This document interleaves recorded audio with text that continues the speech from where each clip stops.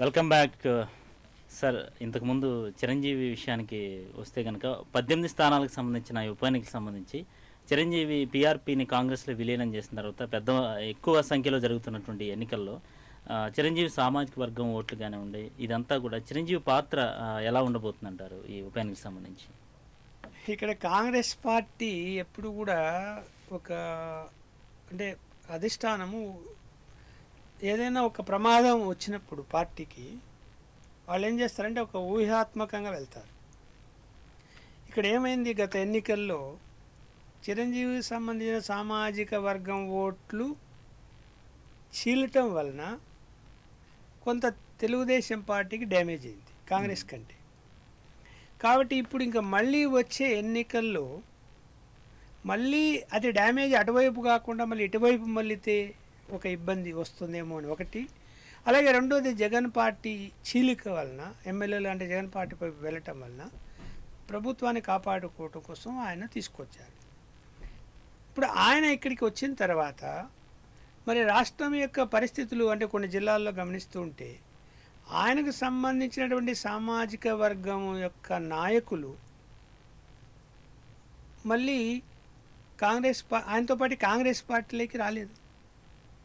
కొంతమంది తెలుగుదేశం పార్టీలోకి వెళ్ళిపోయారు, కొంతమంది అటు ఇటు కాకుండా ఉన్నారు ఇప్పటి వరకు. అలాగే ఓటర్స్ కూడా చాలామంది అంటే ఇటీవల ఒక రకమైనటువంటి సర్వేనో లేదా జర్నలిస్టులు కొన్ని చోట్ల సేకరించిన సమాచారం వలన చిరంజీవి యొక్క సామాజిక వర్గానికి చెందినటువంటి ఓటర్లు ఆయన కాంగ్రెస్ వైపు వెళ్ళటాన్ని సమర్థించటం లేదు, వ్యతిరేకిస్తున్నారు చాలామంది. కాబట్టి ఈ వ్యతిరేకించేటువంటి ఓటర్లు రేపు జరిగేటువంటి ఉప ఎన్నికల్లో కొంతమంది తెలుగుదేశం వైపు వెళ్ళవచ్చు, కొంతమంది జగన్ పార్టీ వైపు కూడా వెళ్ళవచ్చు, కొంతమంది కాంగ్రెస్ వైపు కూడా ఉండవచ్చు. ఎందుకంటే నాయకులు కొంత ప్రభావం ఉంటుంది. ఇప్పుడు చిరంజీవి వెళ్ళాడు, లేకపోతే ఆయనకు సంబంధించిన ఒక నాయకుడు వెళ్ళాడు, చిరంజీవితో పాటే ఉన్నాడు కాంగ్రెస్ పార్టీలో అనుకోండి, ఆ ప్రభావం కొంత ఉంటుంది. ఆయన బంధువర్గం కానీ స్నేహితులు కానీ కొంత క్యాడర్ ఉంటుంది వాళ్ళ వెనక. వాళ్ళు కాంగ్రెస్ పార్టీకి అంటే విధి లేక కాంగ్రెస్ పార్టీకి అనుకూలంగా ఉండవచ్చునేమో.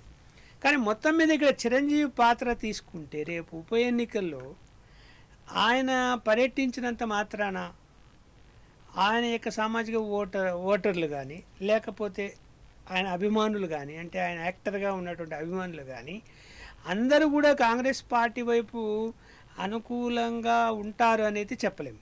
ఆయన కూడా వాళ్ళని కాంగ్రెస్ పార్టీకి ఓటు వేయండి అని చెప్పే పరిస్థితి ఆయనకు కూడా అక్కడికి వెళ్ళినప్పుడు రియాక్షన్ ఎలా ఉంటుంది అనేది మనం రేపు వేచి చూడవచ్చు. అంతే సార్. అదే పెద్ద ఎత్తున ఓవరాల్గా మొత్తం ఓటు బ్యాంక్ అంతా ట్రాన్స్ఫర్ వచ్చే అవకాశాలు ఏం కనిపించలేదు. Thank you very much sir. The editor to be frank live షోలో పాల్గొని మీ విశ్లేషణ అందించినందుకు. ఇది the editor to be frank live show. ఒకసారి పాయికరావుపేట నుంచి శాంతి మహోత్సవాల్ని లైవ్లో చూద్దాం.